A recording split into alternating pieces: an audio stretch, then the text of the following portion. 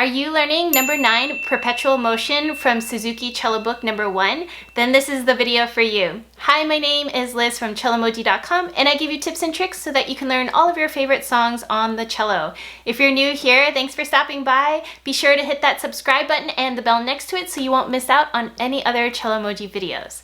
So today I will be going over number 9, which is Perpetual Motion. This is going to be part of my slow play series where I purposely play through the song nice and slow so that you can hear all of the pitches and how it fits together with the accompaniment as well. So I'm going to set my quarter note speed to equal 60. So that is definitely way slower than you want your final speed to be, but this is a great starting point so that you can get comfortable with all of the note patterns and how your finger is going to need to change throughout all of these notes. Keep in mind that you really want to stay steady when you're playing this song. It is very common that when you're playing this song, it just slowly starts getting faster and faster and faster because in our head we keep thinking like, oh, I need to keep going faster.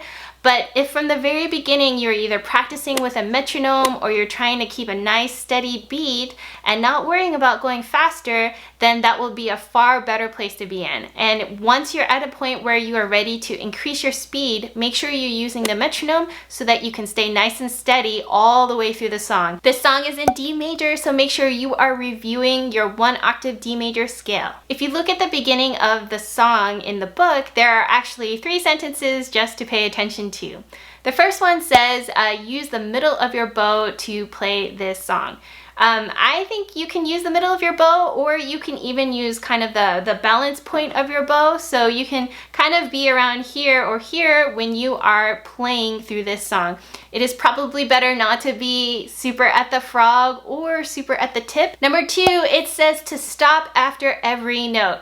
So what I think this means is that it really wants you to make all of the notes nice and clean and clear. You don't want too much of a mushy bow stroke when you're playing through this. So just make sure that you're making all the notes nice and crisp and really making sure you're coordinating well between your left hand and your right hand. If you're not sure if you are being nice and coordinated, what I suggest you do is try playing through this song just plucking through the notes, and you'll notice when your left hand is behind your right hand. Third sentence in the book says play slowly and then speed up. So just like what I'm doing, you start out slow and you figure out what all the notes are and the patterns are, and then you will speed the entire song up. Remember, it's not telling you to start slowly and then by the end of the song you should be at a different tempo. This is a really great piece to practice tunneling. So in other words, you're making a nice tunnel for the A string that can sound without you having to lift up your left hand fingers. So you can find this in measure 2, measure 4, measure 6, and measure 14. Those are some good examples of where you can practice your tunneling. Remember, with Perpetual Motion, there is the variation, which is the double. So instead of playing 1 of every note, you're going to be playing 2 of every note. On the next page is Perpetual Motion in G major. It is basically the same exact thing as Perpetual Motion in D major, except you're just moving everything over 1 string, and now it will be in G major. So in this case, make sure you're practicing your 1 octave G major scale. And if you don't know your G major scale yet, that's okay. If you look right above the exercise, they write out the G major scale for you. In the book, they don't write out the entire Perpetual Motion in G major, but here in this video, I'll be playing through the entire G major one as well, so you can play along with me. And remember, this G major Perpetual Motion also has the variation where you're going to play it as double notes as well. So you're going to play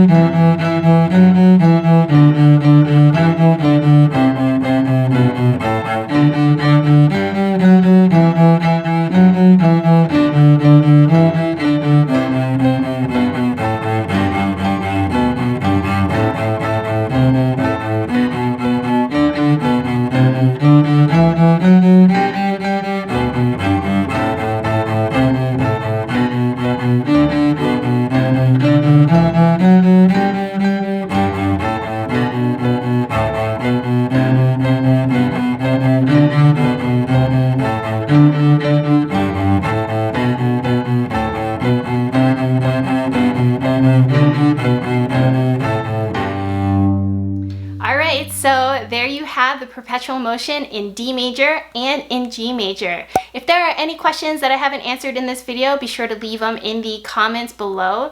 Give me a thumbs up if you're a fan of the Slow Play series, and also let me know if there are some other songs that you'd like to see.